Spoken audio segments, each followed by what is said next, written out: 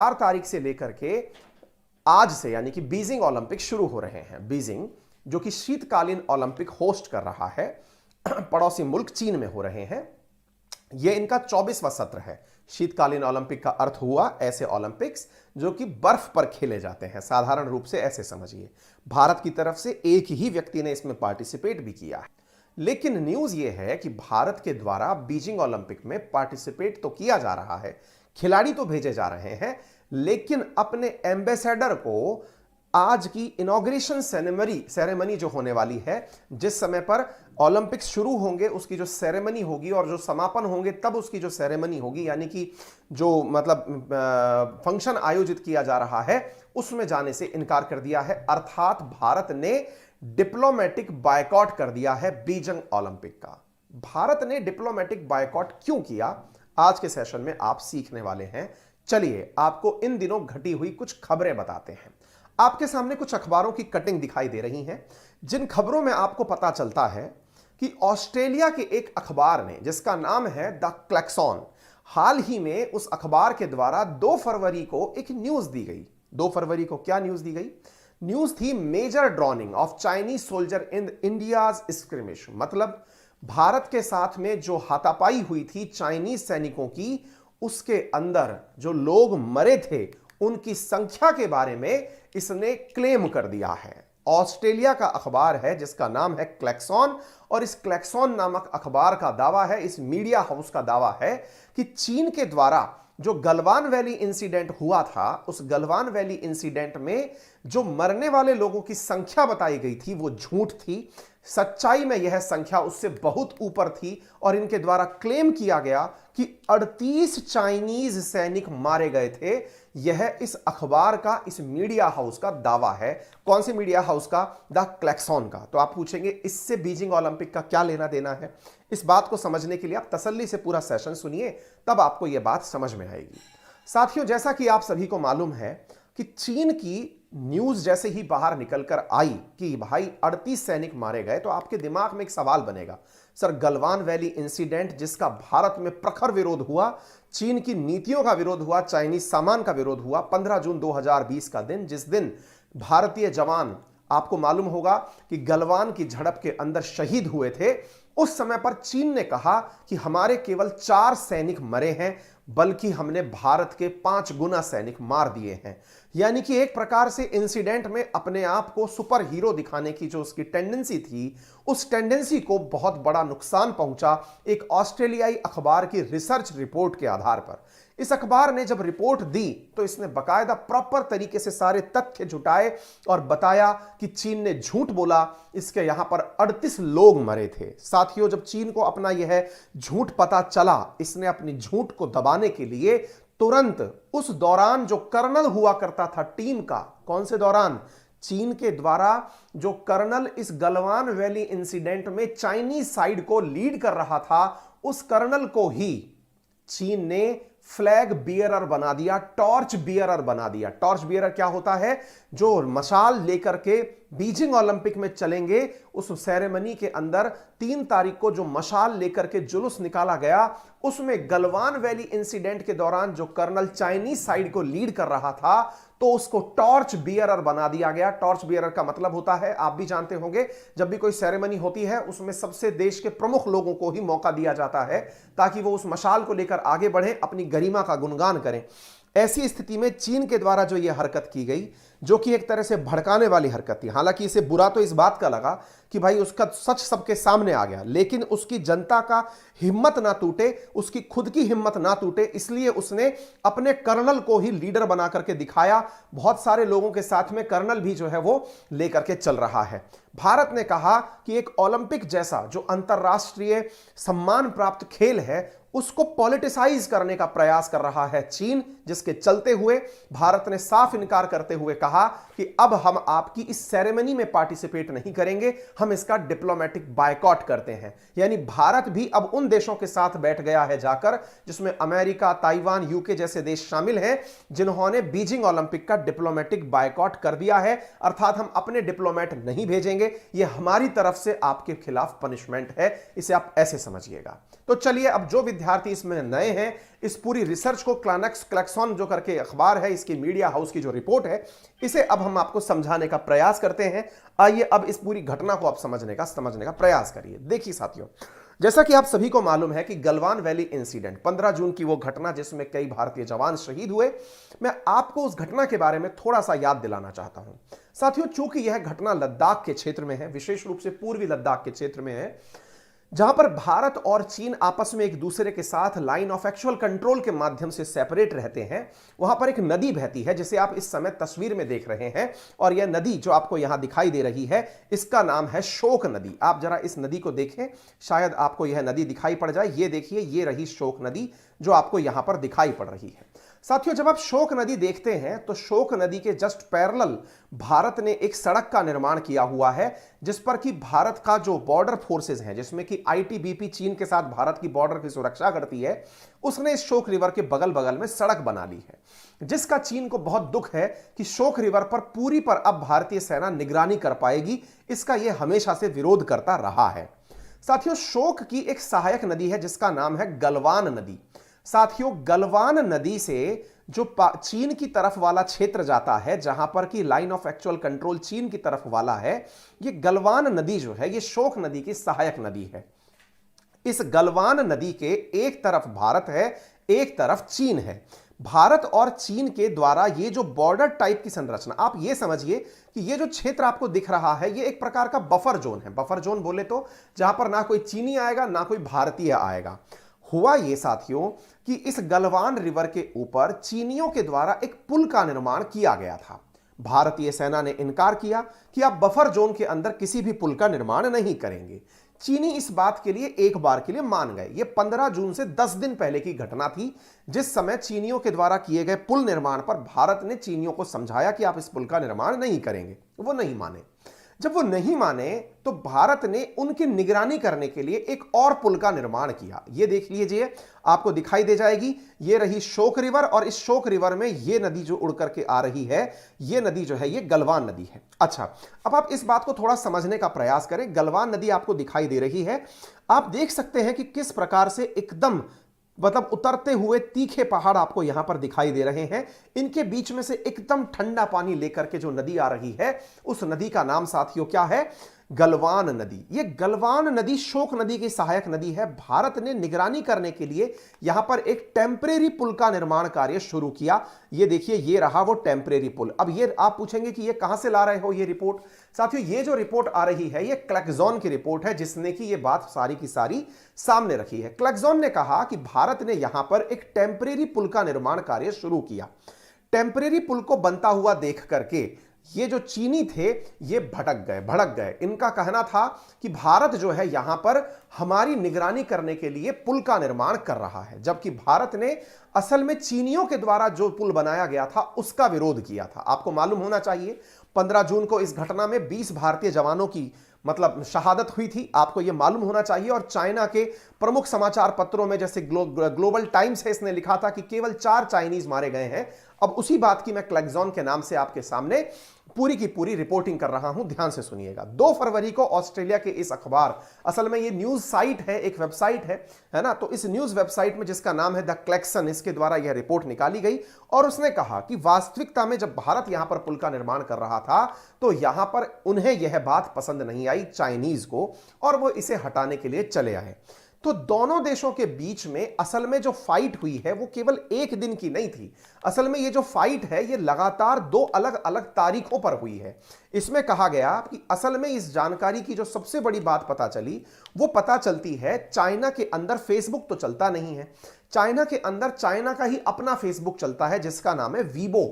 उस वीबो नामक जो जब इनके यहां पर सोशल मीडिया चलता है, उस वीबो के अंदर, हाँ भाई, कुछ विद्यार्थी जो है वो बफर लिख रहे हैं। अब मुझे ये चेक करना पड़ेगा, ये इस समय पर ही बफर क्यों आता है, बस ये थोड़ा देखना पड़ेगा। वैसे क्लास तो मेरी सही से चल रही है।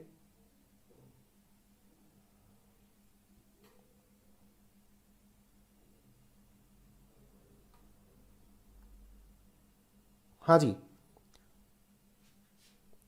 भाई, मेरे साथ तो सब कुछ सही चल रहा है। अगर बफर आ रहा हो तो एक बार चेक कर लेना भाई। हाँ जी, तो फिर यहां पर पॉइंट क्या निकल के आया कि जो वीबो यूजर्स थे, तो वहां पर क्या होता है कि उनके द्वारा इस घटना का अपने सोशल मीडिया पर पूरी तरह से फोटो इमेजेस के साथ में वाक्यांश दर्शाया गया था। वीबो जो उनका अपना सोशल मीडिया नेटवर्क है, उस पर यह बताया गया था कि चाइना के कितने लोग मारे गए। अर्थात आप इस बात को ऐसे समझिए कि जो वीबो की घटना है ना, हाँ भाई सही से चल रहा है मेरे हिसाब से जी, बिल्कुल ठीक है। हाँ जी, यहां पर ध्यान से सुनिए, वो बच्चों का इंटरनेट बंद कर देना, हर बार उनके चक्कर में जो है वो, असल में क्या है कि इस समय बच्चों के पढ़ने का भी टाइम हो जाता है और वो लोग अपने अपने डिवाइसेस जैसे ही ऑन करते हैं, आपकी क्लास बफर करना शुरू होती है, तो उनका मोबाइल नेटवर्क से काम चलवाया जाएगा। एनीवे, तो फिलहाल के लिए आप इस बात को ऐसा समझने का प्रयास करिए कि जो घटना थी वो वीबो के ऊपर प्रकाशित हुई और इस क्लेक्सन नाम की जो वेबसाइट है, इसने वीबो की उन्हीं कटिंग्स को निकाल करके पूरी रिपोर्ट तैयार की है कि चाइना के अंदर तो बकायदा इस बारे में पूरी जानकारी सबको थी कि उनके कितने लोग मरे। अब लेकिन आप सोच के देखिए कि चाइना के जो लोग मरे थे, इनके बारे में चीन ने झूठ बोला, और झूठ असल में क्या बोला, उसने कहा केवल 4 ही सैनिक हमारे मरे हैं। आप सोच के देखिए, अगर कोई देश अपने मरने वाले सैनिकों के सम्मान में भी बात ना कह सके, एक तरफ भारत है जिसने अपने सैनिक जब शहादत को प्राप्त हुए तो संपूर्ण भारत एक साथ एकजुट होकर के चाइनीज विरोध में उतर आया। सरकारों ने जिस प्रकार से उस पर रिएक्शन दिखाया, पॉलिटिकल राजनेताओं ने जो रिएक्शन दिया, उससे हमारा पूरा जनमानस व्यथित हुआ। लेकिन दूसरी तरफ चीन है जिसने इस बात को छुपाने का प्रयास किया। उसे यह समझ में आया कि यदि हमने ये बता दिया कि हमारे जस्ट डबल सैनिक मारे गए हैं तो शायद बहुत बड़ा नुकसान हो जाएगा। साथियों, आपके सामने एक न्यूज और दिखाता हूं जो कि रशिया की न्यूज एजेंसीज के माध्यम से पता उसी समय चली थी।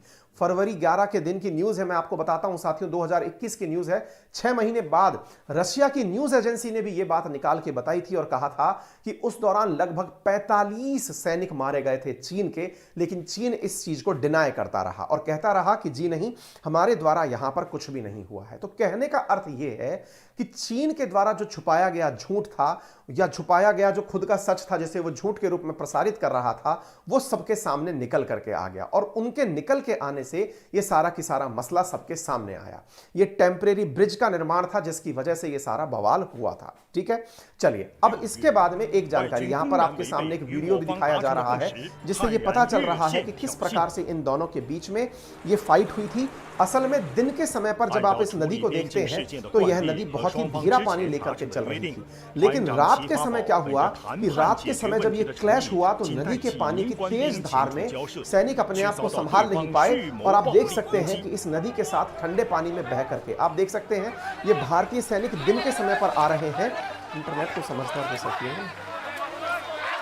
हाँ जी, तो यहां पर आप देख सकते हैं कि किस प्रकार से भारतीय और चीनी सेना के, ये जो व्यक्ति आपको दिख रहा है यहां पर एक फोटो के अंदर जो व्यक्ति दिख रहा है, ये चाइनीज जो है, चाइनीज कमांडर है, इसको आप देख सकते हैं यहां पर देखिए दोनों के बीच में फिर रात को इसी प्रकार से गश्त के दौरान मुठभेड़ हुई और ये जो रात का वीडियो, यानी कि 2 बार कन्फ्लिक्ट हुआ है और 2 बार के कन्फ्लिक्ट में आप रात का वीडियो जो है वो देख पा रहे होंगे, जिसमें कि इन दोनों के बीच में प्रॉपर तरीके से मुठभेड़ हुई और मुठभेड़ों में दोनों के सैनिक जो है वो इस तेज गति से आ रहे पानी के अंदर बह गए और बहने से जो है वो यहां पर लोगों की मौत हुई। यह जानकारी यहां पर निकल करके आ रही है, आप इस क्लैश को यहां पर देख सकते हैं। ठीक है ना, ये जो व्यक्ति आपको दिख रहा है, जैसे अपनी तरफ से संतोष बाबू जो थे वो कर्नल थे, आप यहां पर दूसरा व्यक्ति तस्वीर में देख रहे हैं जिसका नाम है कर्नल क्यू फबाओ। ये कर्नल क्यू फबाओ जो आपको दिख रहा है, असल में ये उनकी तरफ से कर्नल था, यानी उनकी सेना को लीड करने वाला व्यक्ति था।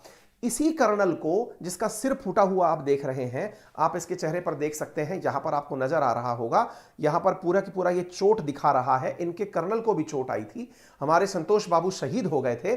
साथियों, कर्नल क्यू फबाओ जो हैं, इन्हीं को चीन ने अपने अभी जो बीजिंग ओलंपिक है, शीतकालीन ओलंपिक है, उस दौरान मशाल बियरर बनाया है।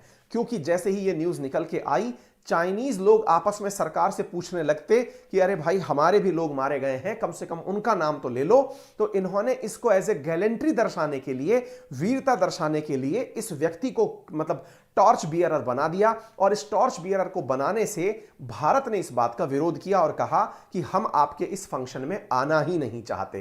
क्यू फबाओ जो है उनको आपने लीडर बनाया है, आपने टॉर्च बियरर बनाया है, ठीक है ना। तो उम्मीद है कि आपको यह बात समझ में आ जाए। इस पूरी न्यूज ने यह बात बताई कि भारत ने फिर इस घटना से निपटने के लिए क्या किया। तो साथियों बताया गया कि इसी के परिणाम स्वरूप भारत ने क्वाड समिट को ज्वाइन किया, यानी कि जिसे आप एक्सटेंडेड नाटो कह रहे हैं, जिसे आप क्वाड्रिलेटरल सिक्योरिटी डायलॉग आप कह रहे हैं, असल में वो गलवान वैली इंसिडेंट से ही निकल के आया था और भारत ने उसे काफी अच्छे से निपटाया था, ठीक है ना। चलिए अब इस बात के अंदर एक चीज और ऐड होती है कि भाई भारत ने डिप्लोमेटिक बायकॉट कर दिया। ये कहते हुए आप देख सकते हैं यहां पर आपको अरिंदम बागची का बयान सुनाई देगा, जिसमें उनसे सवाल पूछा गया है कि जब भाई यहां पर इस प्रकार से किसी व्यक्ति को फ्लैग बेयरर बना दिया गया है तो फिर आप Chief Awa was involved in the Galwan clashes, which resulted in loss of lives on both sides. By doing this, it seems the Chinese side has politicized Olympics. What is India's reaction? Abhishek from Republic TV is asking, China is seen to be politicizing Olympics using Galwan clash here despite wanting rest of the world not to do so. Would the MEA react? We have similar questions from Shankar Kumar from India vs Disinformation, Madhurendra from News Nation, Chandrakala from ETV Bharat, Sandeep Dikshit from Tribune, Ranjana from UNI, and Manish Bhuyan from PTI. Yes, we have seen the reports on this issue. It is indeed regrettable that the Chinese side has chosen to politicize an event like the Olympics. I wish to inform that our charge d'affaires. ठीक है, गलवान के ऊपर जो incident हुए हैं इसके ऊपर already हमने कई वीडियो आपको डाल रखे हैं। यदि मैं आपको बताना चाहूं तो ये व्यक्ति इस तरह से मशाल लेके चल रहा है, ये पूरी क्यू फबाओ जो है वो इस तस्वीर में आपको दिखाई पड़ रहा है, आप इसे पूरा देख सकते हैं, ठीक है। अच्छा, इसके साथ साथ अगर आप यहां पर देखें तो अब आपके सामने खेल के अंदर जो इन्होंने सियासत करी वो मैंने दिखा दी। अब आप इस पूरे वीडियो को देखें कि कैसे ये व्यक्ति क्यू फबाओ लेकर चल रहा है।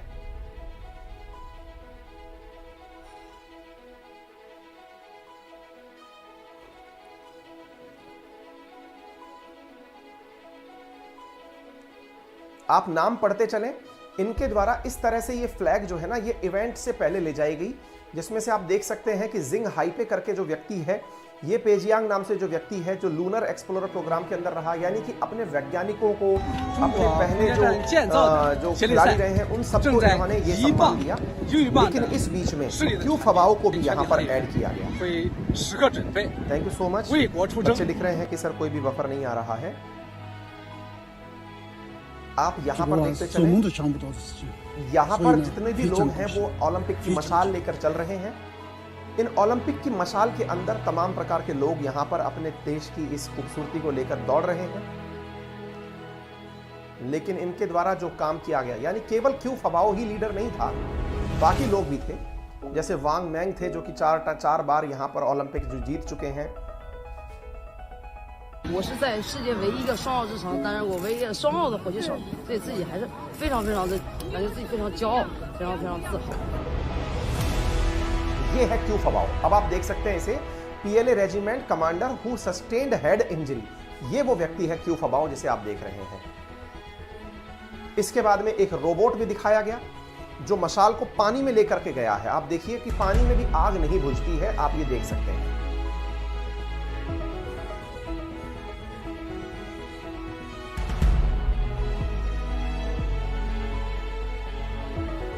ठीक है, इस प्रकार से इन्होंने अपने फंक्शन का इनॉग्रेशन किया और भारत ने इसका जो विरोध किया वो मैंने आपको बता दिया है। दूरदर्शन ने भी कहा है, प्रसार भारती शशि शेखर जो है प्रसार भारती के हेड, उन्होंने भी कहा है कि ये जो कार्य इनके द्वारा किया गया है इसका अब हम लाइव प्रसारण भी नहीं करेंगे। यानी कि इनका जो इवेंट है, जिस इवेंट के अंदर ये बीजिंग ओलंपिक की शुरुआत करेंगे, हम उस इवेंट का भी लाइव प्रसारण नहीं करेंगे।